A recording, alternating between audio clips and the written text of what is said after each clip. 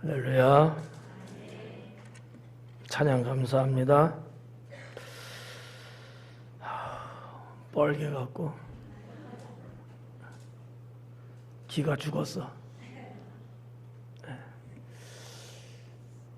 오늘 말씀은 화와 복,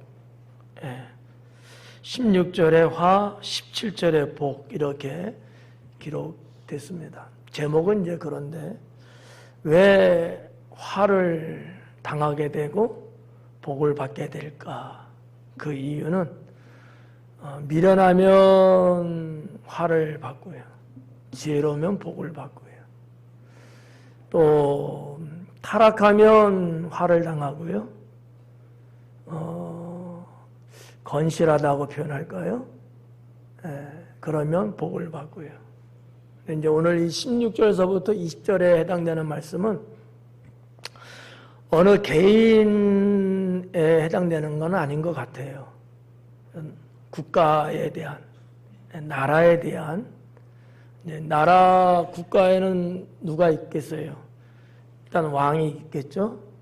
그 다음에 아마 대신들이 있을 거고요. 그 다음에 이제 백성들이 있죠. 보편적으로 이제 하나의 국가가 형성하는 데는 이렇게 세 부류의 존재가 이제 있거든요. 오늘 말씀 속에는 이게 나온 내용들인데 백성에 대한 말씀은 보이지를 않아요. 왕과 대신들이 어떻게 하느냐에 따라서 그 나라가 화를 당할 수도 있고 복을 받을 수도 있다. 이런 말씀을 전하고 있는데 아마도 제 생각에는 이 전도서의 기자 솔로몬이 쭉 살아오면서 겪었잖아요. 왕으로서 부유함도 있고 또 타락해서 멸망의 길로 가기도 했고 그러다 다시 돌아서서 하나님 앞에 바로 서기도 하고 나라를 잘 이끌고 갔던 면도 있고 나라가 위태롭게 끌고 갔던 면도 있고 이런 여러 가지가 이제 있었는데 아마 솔로몬이 자기 자신을 뭐라고 할까 학습으로 보고 이 말씀을 전하고 있는 것은 아닐까 이렇게 저는 그렇게 여겨집니다. 자, 아무튼 16절에서부터 20절까지인데 한 절씩 살펴보겠습니다. 왕은 어리고 대신들은 아침부터 잔치하는 나라요. 처음부터 좀 이상해. 왕이 어리대요. 왕이 어리대. 이 어리다는 것은 실제적으로 연령, 나이가 어려서 어리다고 할 수도 있고요.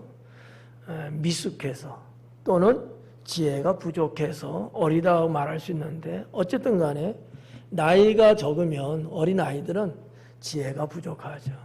경험이 없다 보니까 실수하게 되고 곁길로 빠질 확률이 높죠. 어린아이들은 어때요? 사탕 하나만 갖고도 얼마든지 유혹할 수 있고 엄한 길로 데려갈 수 있거든요.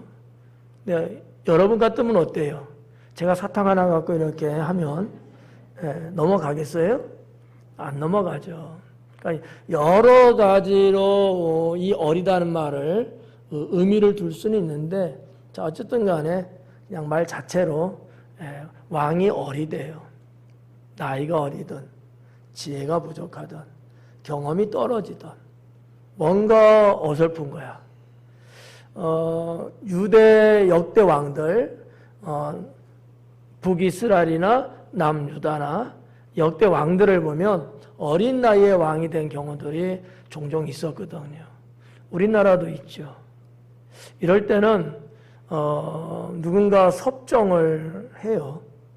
부모가 하든지 누가 하든지 한단 말이죠. 왜? 어리기 때문에 나라를 이끌어갈 수 없죠. 국정을 다스릴 수 없기 때문에 이제 하는데 이제 여기에서 이제 많은 문제가 국가들마다 발생합니다. 사실 뭐 솔로몬은 어린 나이에 왕이 된 것은 아니에요.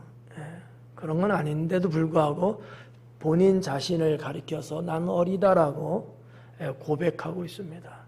오늘 본문 전도서뿐만 아니라 다른 곳에서도 그렇게 표현했고 시편에서도 다윗을 통해서 나는 어리다라는 고백을 한 내용들이 문장 속에서 같은 단어를 사용하면서 한 것을 보면 뭐 나이든 뭐든 어려서 한 나라를 다스린다는 것은 문제가 있다라는 것을 볼 수 있죠.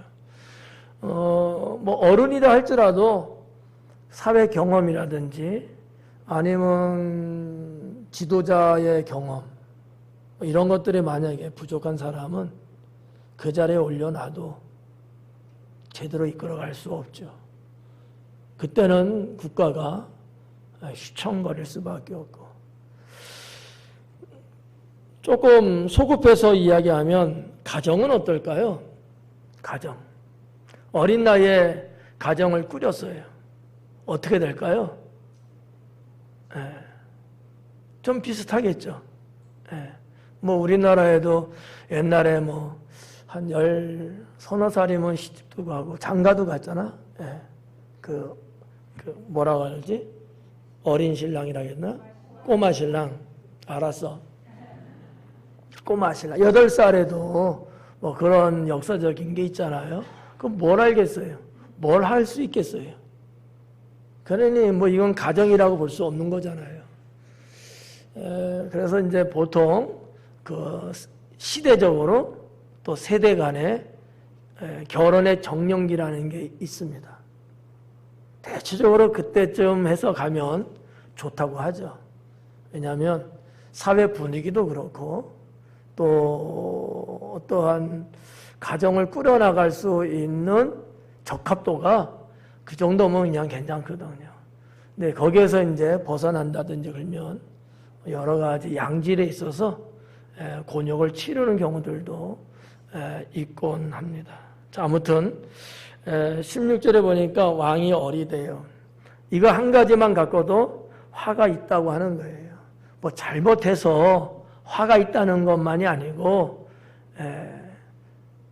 화를 당하면 수습할 수가 없어. 어려움이 오면 해결할 능력이 없는 거예요. 그런 맥락에서도 화가 있다 이렇게 볼 수 있고 그것은 왕에 해당되는 겁니다.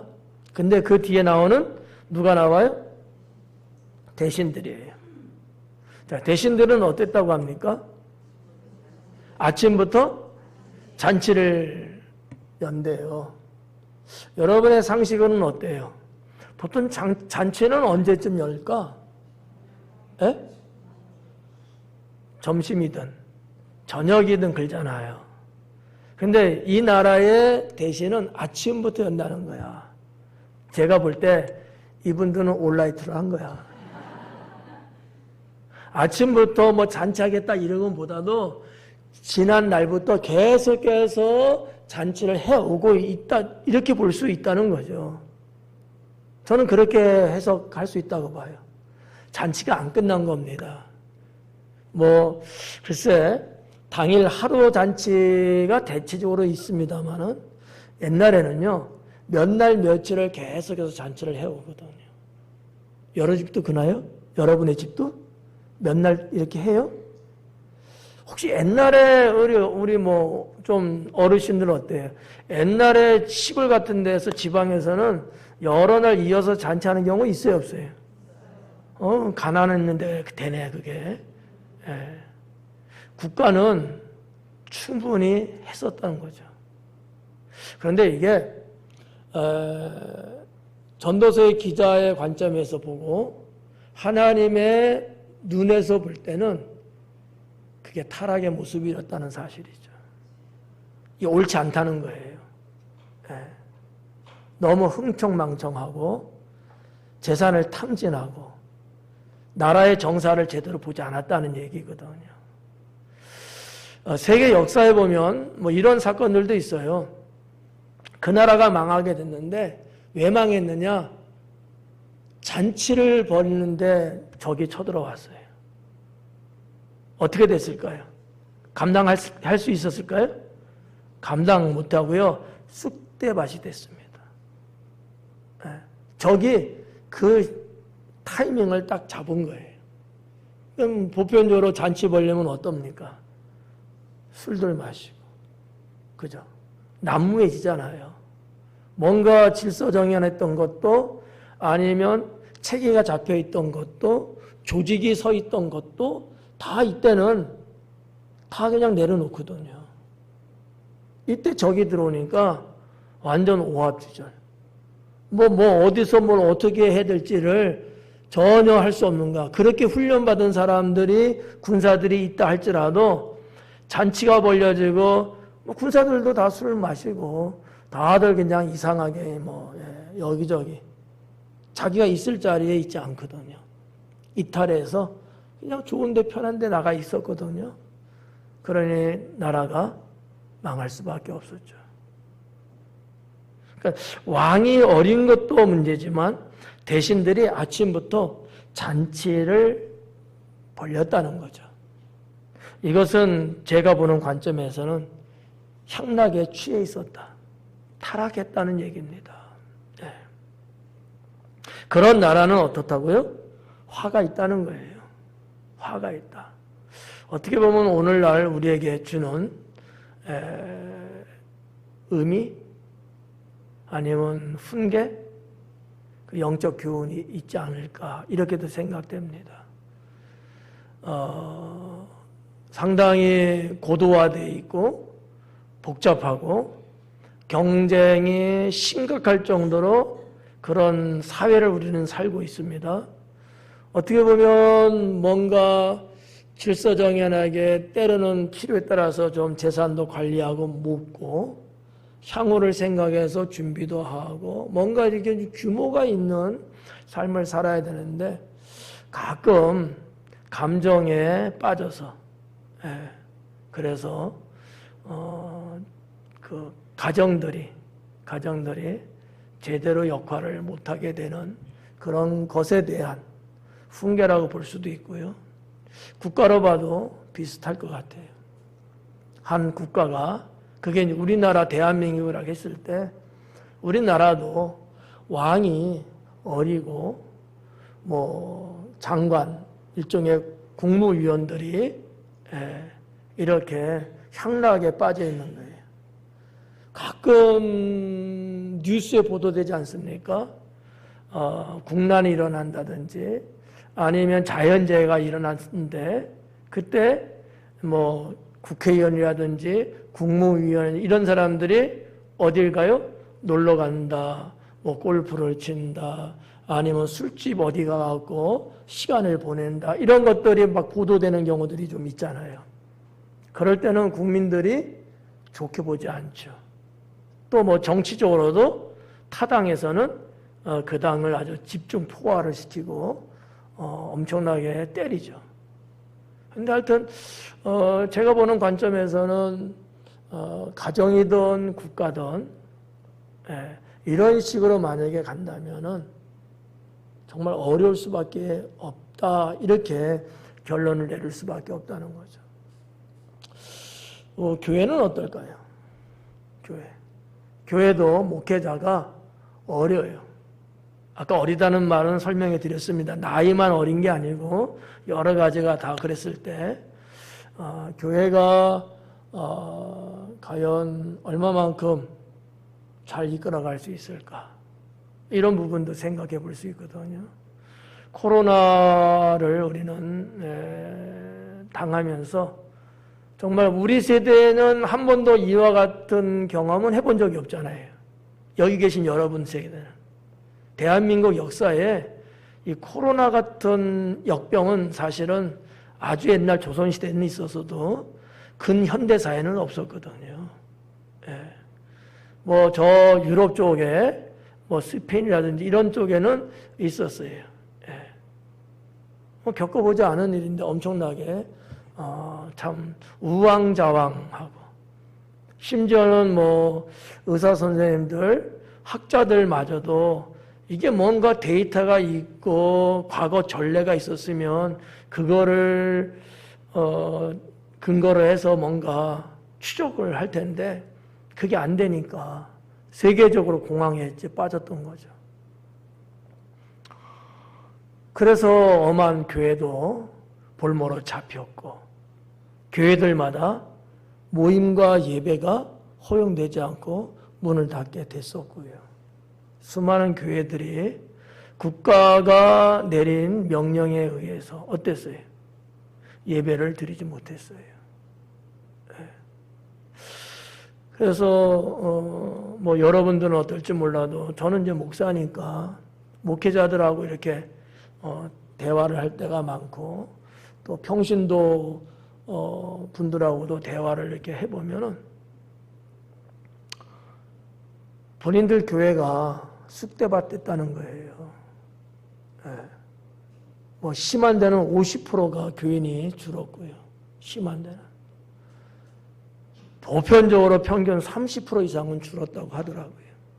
예를 들어서 1000명이면 한 300명은 교회를 떠났고요. 500명, 50%는 중도에 하차했다는 거죠. 끔찍한 일이거든요. 여러분, 하나님을 믿노라 하고 주회전에 나오는 사람이 오늘 이 시대에 얼마나 여러분 쉬워요? 어렵잖아요. 그런데 정말 추운 가을에 낙엽 떨어지듯이 우수수 떨어졌다는 사실이죠. 그런데 지금 수습하려고 하니까 수습이 안 된다고 합니다. 안 돌아온대요. 그래서 그런 얘기를 들으면서 참 참담하다 이런 생각을 가졌습니다. 자, 좀 외람되게 들릴지 모르지만 만약에 이때에 우리 목사님들이 좀 더 총명하게 대처를 했다면 성도들이 길 잃은 양이 되지는 않았지 않았을까 이런 생각을 해봐요. 감사한 것은 우리는 그와 같은 일을 똑같이 겪었지만 우리는 성도들이 유린되지 않고 그전이나 지금이나 여전히 신앙생활을 하고 있죠. 그래서 말씀을 목사는 연구하는 사람이니까 이 3000년 전에 기록된 말씀일지라도 이 말씀 속에서 현대에 우리는 어떻게 생각해야 되는가를 한번 짚어보니까 그런 부분들이 좀 생각이 나더라는 거예요. 그러면 좀 더 적은 무리로 봤을 때 우리 교회에 여러 기관이 있고 구역이 있고 조직이 있잖아요. 그거는 여러분 어떻게 생각하십니까? 내가 경험이 부족하고 지식이 딸리고 하는 행동 반경이 좁은 사람이라면 내 마음의 마인드가 제대로 서 있지 않는 사람이 앞에 서서 이끌어가는 사람이라면 어떻게 될까요? 화를 당할 수밖에 없다는 거죠. 사회적으로나 TV의 예능 프로그램 같은 데도 보면은 생존 체험, 생존 이런 것들이 간혹 있어요. 극도의 어떤 순간이 왔을 때 어떻게 대처할 것인가. 그죠?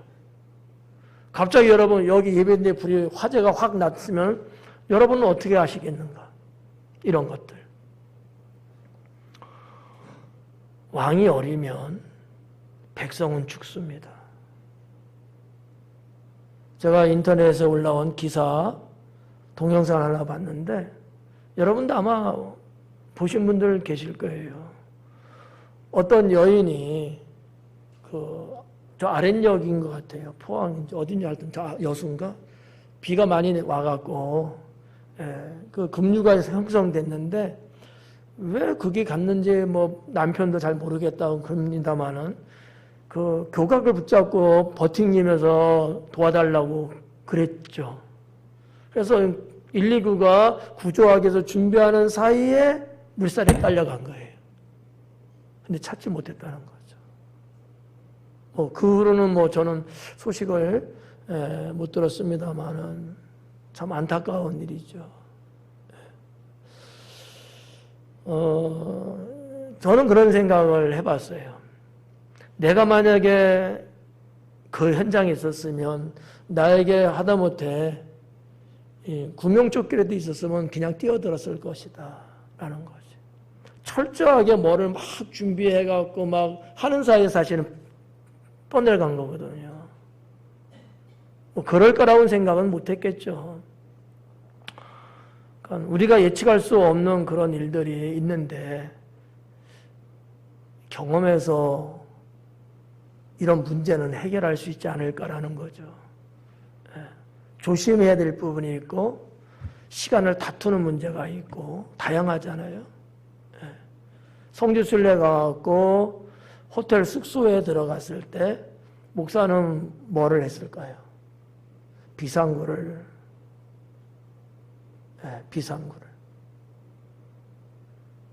왜냐하면 우리가 묵은 숙소가 화재라든지 어떤 재난이 일어나지 말라는 법 없거든요. 그랬을 때 우리는 어떻게 행동해야 될까? 비상구를 점검을 하고 어디에 위치 있는지를, 왜냐하면 다 붙어 있어요. 관심만 조금 가지면 어디에 비상구가 있구나 알 수 있는 내용이죠. 이런 것들.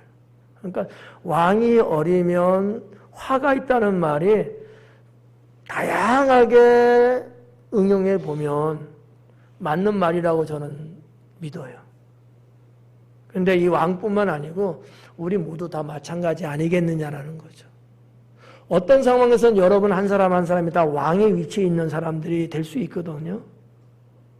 그런데 준비되어 있지 않은 뭔가 자질이 되어 있지 않는 사람이 있다고 하면, 그래서 명색이 내가 지도자고 내가 리더인데 사람들이 나를 쳐다보고 있을 거 아니에요. 내가 그들의 생명을 보장해 줄 수 있겠느냐라는 거죠. 이런 부분도 말씀을 보면서 한 번쯤 여러분 생각해 보는 것도 나쁘지 않습니다. 가장 적은 사회로는 가정이에요. 여러분 가정에 갑자기 불이 났다? 갑자기 지진이 나서 붕괴가 된다? 그럴 때 여러분은 어떻게 할 것이냐라는 거죠. 그런 생각 안 해보셨죠? 그런 날이 와요. 옵니다. 사전에 그런 것에 대한 대비책으로 내가 어느 정도는 해결할 수 있는 능력을 좀 쌓아놓고 좀 경험을 해보면 위급한 상황일 때는 내 가족들의 생명은 구할 수 있지 않겠느냐라는 거죠. 근데 가정의 가정이라는 사람이 무능해요. 여기 왕이 어린 것처럼. 그러면 그 가정은 화가 임하는 거거든요. 우리 모두 다 해당되는 말씀이에요. 그렇게 한번 보자는 거죠. 에이, 목사님, 여기는 지진 안 나요. 아니에요. 홍성에도 지진 강도가 났던 경험도 있고 지금도 작은 지진들은 계속해서 일어나고 있습니다. 우리가 몰라서 그런 거거든요. 아마 멀지 않은 날에 그런 자연재해가 또 인재가 우리의 삶의 터전을 위협할 수 있습니다. 지금은 아무 일 없으니까 지금 괜찮으니까 영원토록 괜찮을 거라고 사람들은 암묵적으로 생각을 해요. 그런 걸 생각해 본 적도 없으니까. 근데 지도자는 그렇지 않다라는 거죠. 거기까지 생각한다는 거죠. 너무 길었나? 너무 무겁게 전했나요? 다 왕 같아.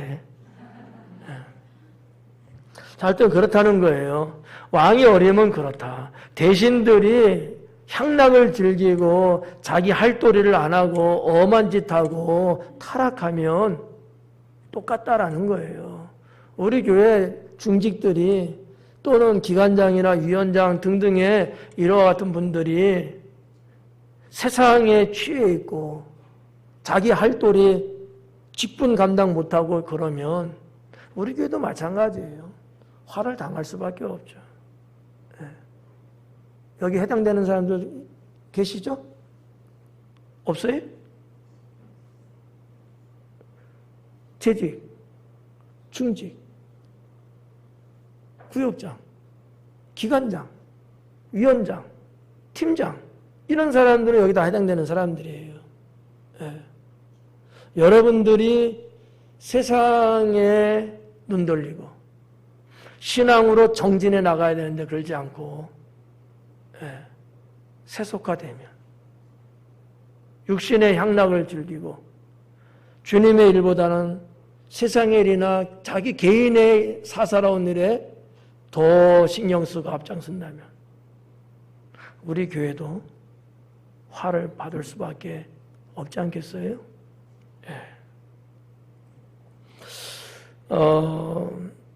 17절 말씀 보니까 왕은 귀족들의 아들이요 대신들은 취하지 아니하고 기력을 보호하려고 정한 때에 먹는 나라요 네게 복이 있도다. 16절과 17절은 서로 대조를 이루어요. 그죠? 네. 서로 전혀 다른 화가 있다, 복이 있다.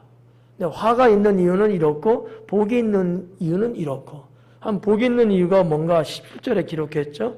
왕은 귀족들의 아들이요. 왕은 무슨 얘기일까? 뭐 어떤 주석서에도 제가 찾아보지는 못했습니다만은 명쾌하게 나온 내용이 없더라고요. 제가 보는 주석, 제가 만든 주석 보면 이 귀족의 아들이라잖아요. 우리나라든 동양이든 서양이든 어디든지 귀족의 아들은요 정규 교육을 받습니다. 귀족으로서의 품위를 지키고 인간으로서의 도리며 집안 가문의 어떠한 이런 것들을요 품격 있게 교육을 받습니다. 무슨 말인지 이해 가요? 안 받아봐서 몰라요? 달라요.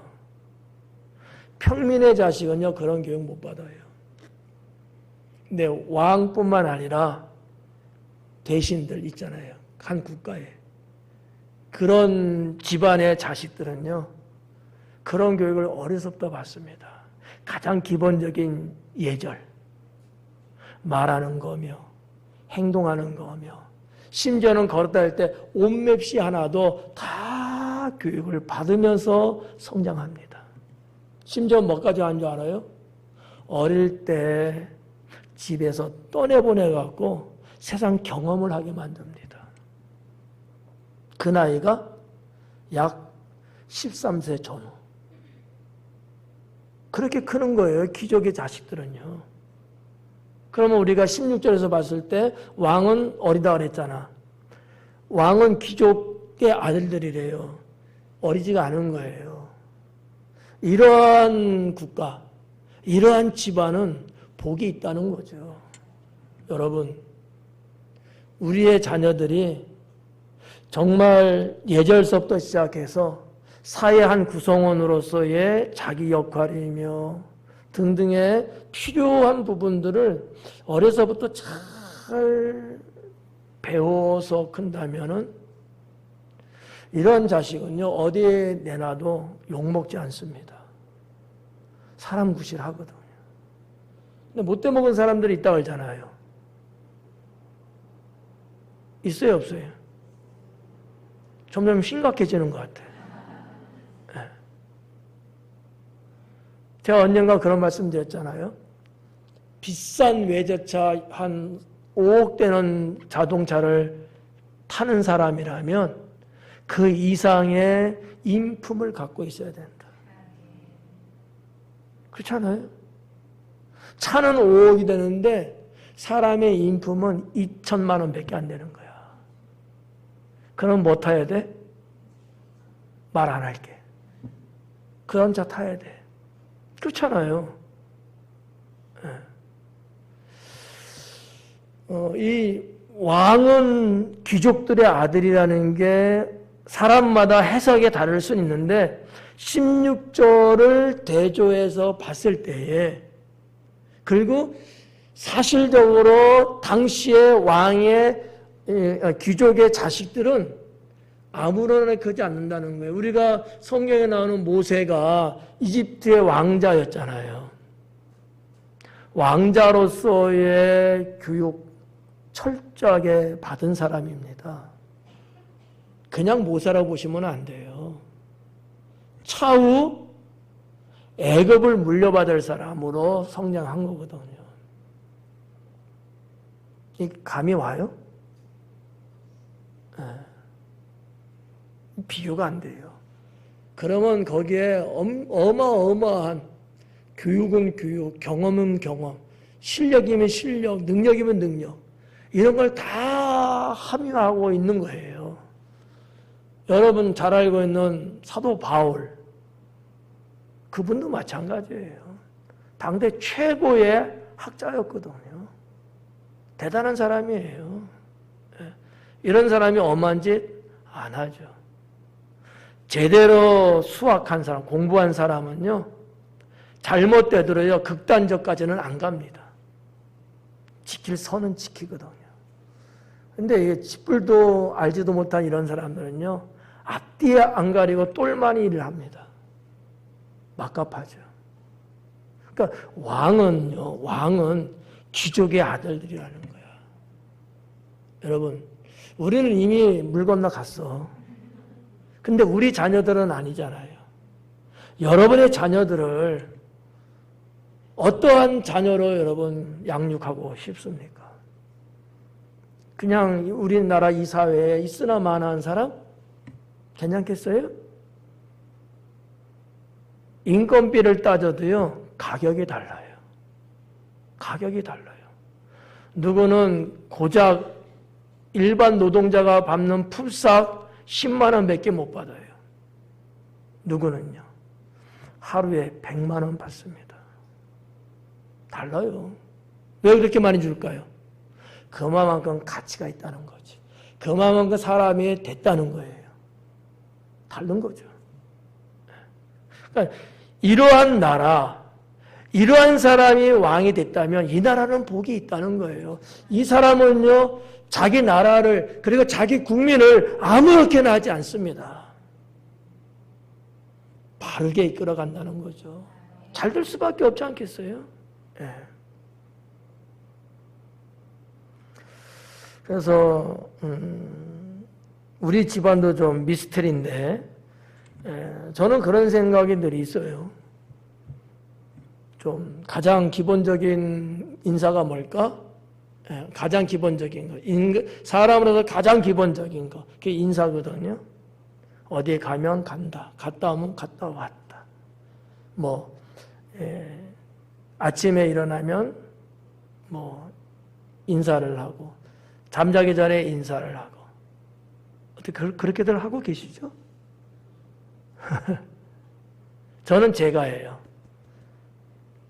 잘 자라. 네. 그럼 우리 애들도 안녕 주무세요. 그래요. 내가 안 하면 먼저 잘 안 해. 네. 근데 내가 먼저 하는 거예요. 훗날 그 아이들이 결혼해서 그 자식들을 또 그렇게 가르칠 거 아니겠어요? 네. 욕심은 더 큰데, 요즘 시대에 좀 맞지 않는 것 같기도 하고. 그래서 사실 자제합니다만 그런 건 필요하다고 봐요. 어디를 갔으면은 도착했으면 도착했습니다. 이런 건 하죠. 나는 이거 하기를 원해요. 예언이를 안 보잖아요. 근데 해요. 또 왔으면 왔어요 하고 인사하고. 가장 기본적인 거거든요. 이런 어떠한 교육이 살아있는 집안은 부모와 자식, 형제 간에 그릇될 경우가 거의 없습니다. 근데 외부에서 그런 집안을 봤을 때 무시할까요? 존귀 여길까요? 그래요. 무시 못합니다. 우리 스스로가 우리를 지켜나가는 방법 중에 하나거든요. 그렇지 않는 집안은 어떻게 어쩌고 이렇게 할지라도 반듯하고 규모가 있고 뭔가 갖추어진 것 같이 보여지고 느껴지는 그 집안은요, 사람들이 함부로 대하지 못합니다. 다르잖아요, 벌써 딱. 예. 오늘 이 전도서의 말씀을 보면서 이런 부분들을 한 번쯤 생각해 보는 거예요. 제가 언제 뭐 이런 말씀 안 하잖아요. 성경에 있으니까 이거를 근거로 하는 거죠. 예. 뭐 예를 들어서 이런 경우도 있어. 뭐 누가 우리 애들한테 용돈을 줬대요. 그러면 여러분 자녀들 용돈 받았다고 보고해요? 싹 닦죠? 예. 이런 것들도 사실은 교육이 안 된 거예요. 누가 얼마 용돈을 이렇게 해서 주셨어요. 그 부모님이 알고 있어야 인사가 됩니다. 네. 그렇죠. 이런 건 사실은 스스로는 안 되지만 어릴 때부터 그런 거를 부모님들이 먼저 본을 보여주면, 그리고 이야기를 해서 교육을 시키면 자연스럽게 되겠죠. 네. 근데 부모님조차도 싹 닦아. 무슨 일이 있었는데 전혀 대화가 없는 거야. 그러면 자식들도 당연히 그래도 되는 줄 알고 그렇게 또 살죠. 근데 어릴 때부터 아무튼 그런 것들을 무슨 뭐 수학을 공부하고 영어를 뭐 공부하고 뭐를 그것도 좋지만 그 이전에 인간으로서의 기본적인 부분들 밑바닥서부터 닦아주면서 키운다면은 얼마나 좋을까. 그런 자가 일국의 대통령이 돼야 나라도 제대로 쓰는 거고요. 그런 분이 목사님이 돼야 교회도 바로 쓰는 거예요. 그냥 저절로 되는 것은 있다 없다? 없다. 네. 자, 그래서 17절에 왕은 귀족들의 아들이요. 이 부분을 지금 말씀드린 거예요. 대신들은 취하지 아니하고 취하지 않는다 그랬어요. 이 취하지 않는다는 것은 뭘 말하는 거냐면 음주를 말하는 거예요. 원어적으로. 술 취하지 않는 걸 말하는 거예요. 취하지, 원어대로 말 취하지 아니함은 이렇게 이제 번역을 할 수 있는 건데 조금 뭐해서 그냥 취하지 아니하고 이렇게 간단하게 지금 번역이 돼 있네요. 이 쉐티라고 하는 단어가 바로 이 취하지라는 거거든요. 이게 음주를 암시하는 내용이에요. 음주. 대신들이 음주를 하지 않는다는 거예요. 16절에 어땠어요? 향락을 즐겼어요. 잔치를 벌였는데 술이 없어요? 당연히 있죠. 17절은요. 음주를 하지 않는다는 거 대신들이. 그럼 뭐예요? 맑은 정신으로 나라의 국사를 살핀다는 거예요. 이런 나라가 여러분 잘못될까요? 이런 나라는 잘 될 수밖에 없죠. 교회 중직들이, 교회 재직들이 맑은 정신 갖고 신앙의 영성을 갖고 신앙생활을 하면 그 교회가 잘 될까요? 안 될까요? 잘 될 수밖에 없죠. 그런데 이건지 저건지 뒤섞여 갖고 뭐가 뭔지 모를 정도로 이렇게 되면 그 교회는 잘 될 수가 없죠. 그리고 그 뒤에 뭐라 그랬어요? 취하지 않고 기력을 보호하려고 정한 때에 먹는다 그러잖아요. 자, 16절도 먹는 내용이 있었습니다. 17절도 먹는 내용이 있습니다. 근데 16절은 희도 때도 없이 그냥 향락이에요. 잔치만 벌려요. 아마 국가 재산은 탕진될지도 몰라요.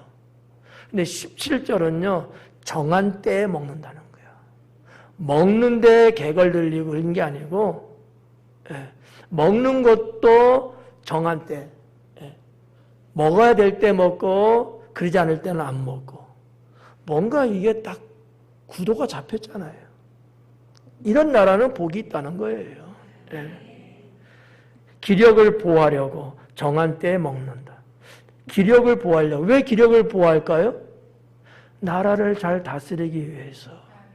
내 한 몸이 무너지면 우리나라의 한 부분이 무너진다는 그런 사명의식을 갖고 있는 거예요.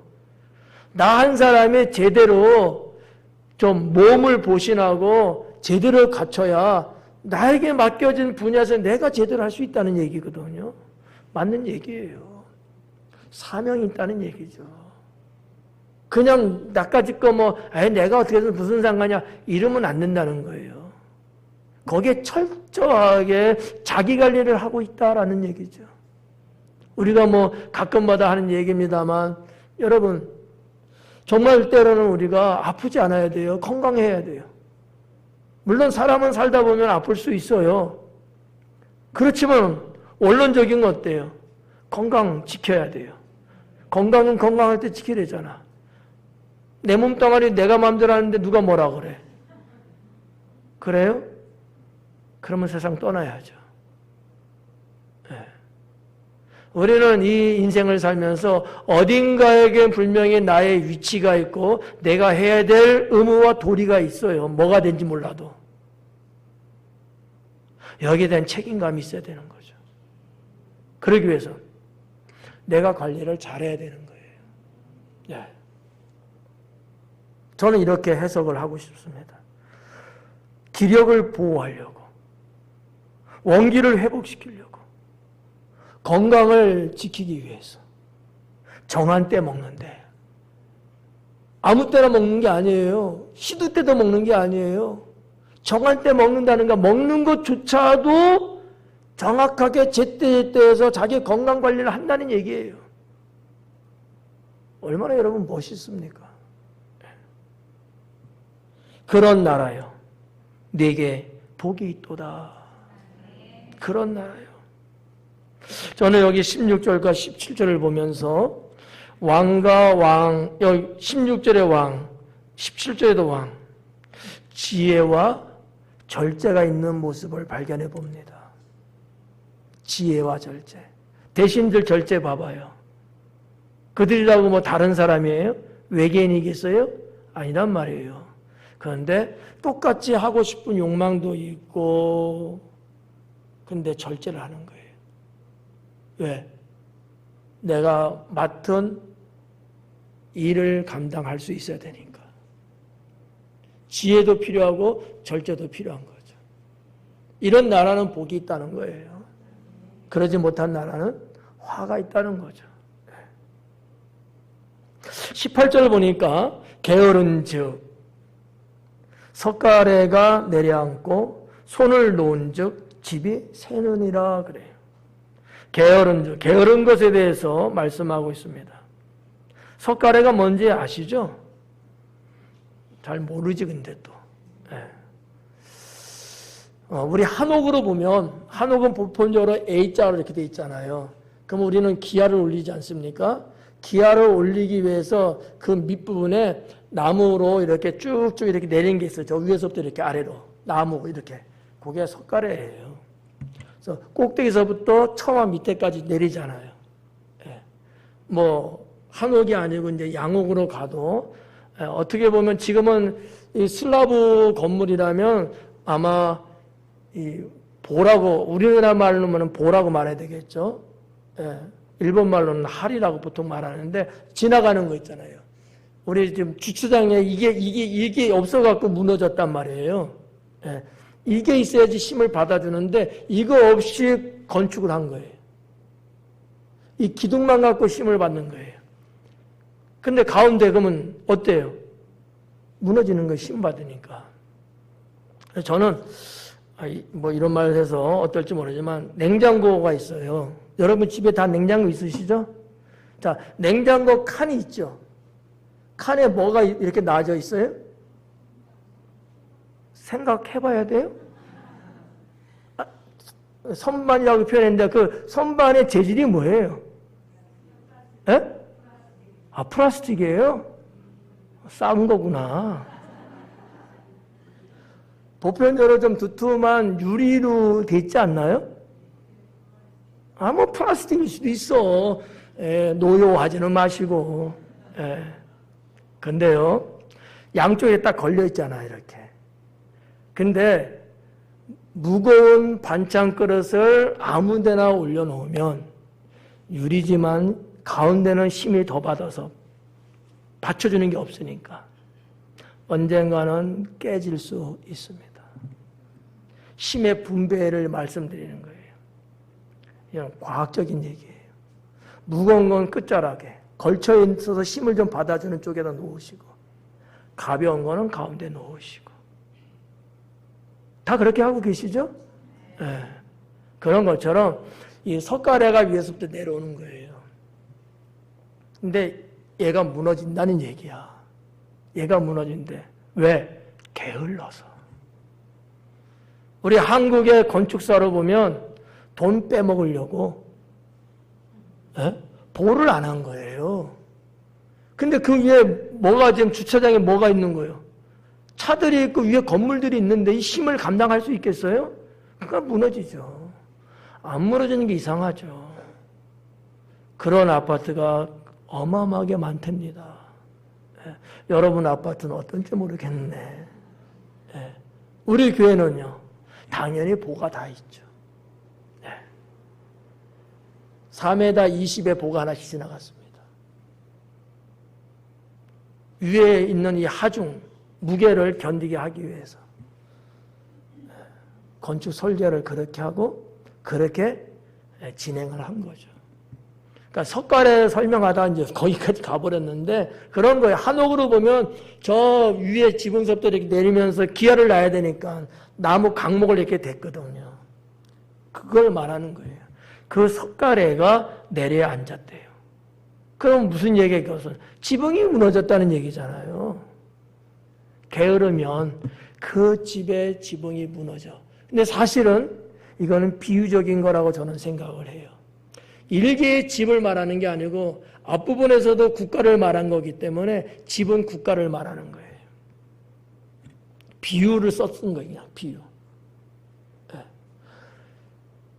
지도자나 왕이나 대신이나 등등의 이런 사람들이 게으르면 그 국가의 지붕이 무너진다는 거죠. 우리나라 마찬가지예요.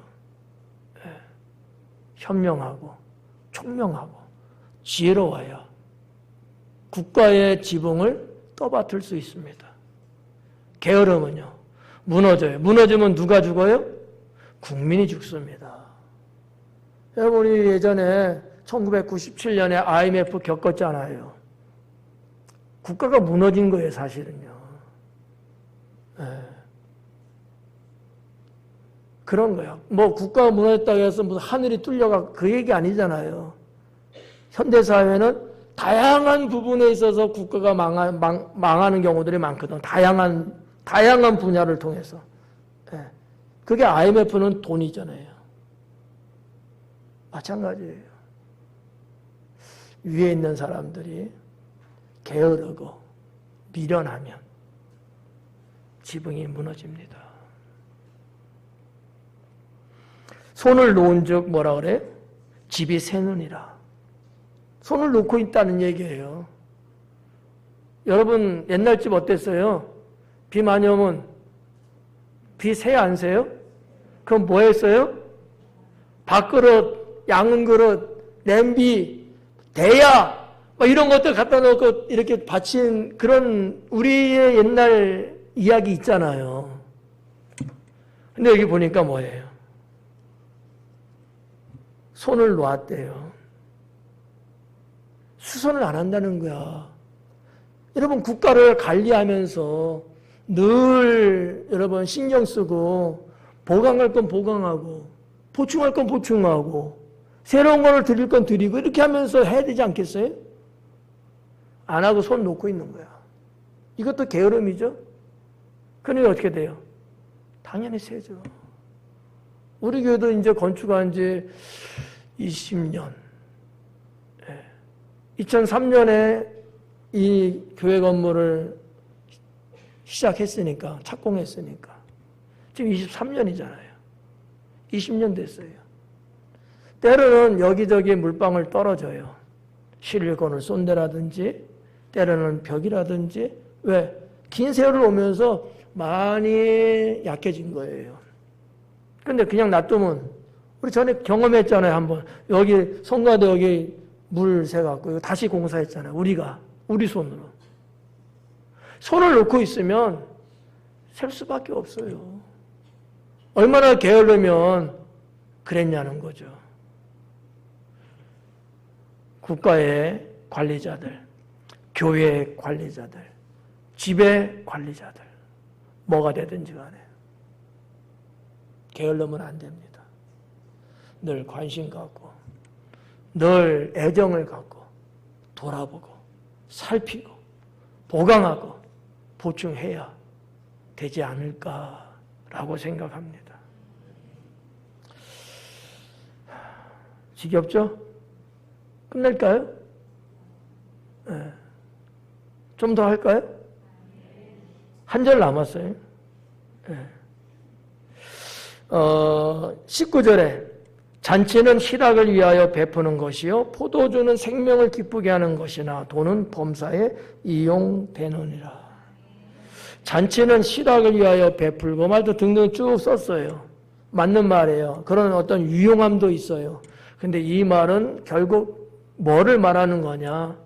타락을 말하는 거예요. 부당함을 말하는 거거든요. 그런 약간의 유익은 있다는 거예요. 그러나 그렇게 가면 안 된다는 것을 말하고 있는 의미다라고 저는 생각을 합니다. 잔치는 희락을 위해서, 기쁨을 위해서 있어요. 당연하죠. 그런데 앞부분에서 봤지만 이 잔치가 어떻게 됐어요? 결국은 화를 불러오고 있잖아요. 포도주, 술 어때요? 아까 대신들 술, 그죠? 포도주가 생명을 기쁘게 한대요. 감정을 기쁘게 해준다는 거에 약간 취하면은, 그래서 그런 분들은 거시기 하잖아요. 근데 복이 와요, 화가 와요? 화가 온다는 거예요. 돈은 어때요? 돈은 범사에 이용되느니라. 맞지? 근데 이 돈이 권력을 사고, 힘을 사고, 이 돈이 결국 망하게 만들어요. 돈은 그런 데 쓰라고 있는 게 아닌데 말이죠. 이용은 돼요. 필요는 해요. 그러나 이 돈의 사용이 잘못되면, 타락한 이들이, 향락을 즐기는 이들이, 자신들의 할 도리를 제대로 하지 않는 이들이 이 돈을 잘못 쓰게 되면 이 돈이 오히려 부패하게 만든다는 거죠. 이건 역사 속에서 아주 유구하게 흘러내려오고 있는 현실이거든요. 지금도 그런다는 거예요. 이 돈이 부패하게 만드는 온상이라는 거죠. 여러분의 돈은 그렇지 않죠? 20절. 심중에라도 왕을 저주하지 말며 침실에서라도 부자를 저주하지 말라. 저주하지 말래요. 심중에서 왕을 저주하지 말래. 침실에서라도 저주하지 말래. 그 이유가 뭐예요? 공중의 새, 날짐승이 그 있었던 이야기를 다 누설을 시킨대요. 다 알려준대요. 결국은 새 나간다는 거지 뭐. 살면서 속상함도 있을 수 있고, 감정이 상한 것도 있을 수 있고, 내가 해를 당해서 억울한 부분도 있을 수 있고, 그래서 뭐 한두 마디 뭐 할 수 있지. 있는데 하지 말라는 거예요.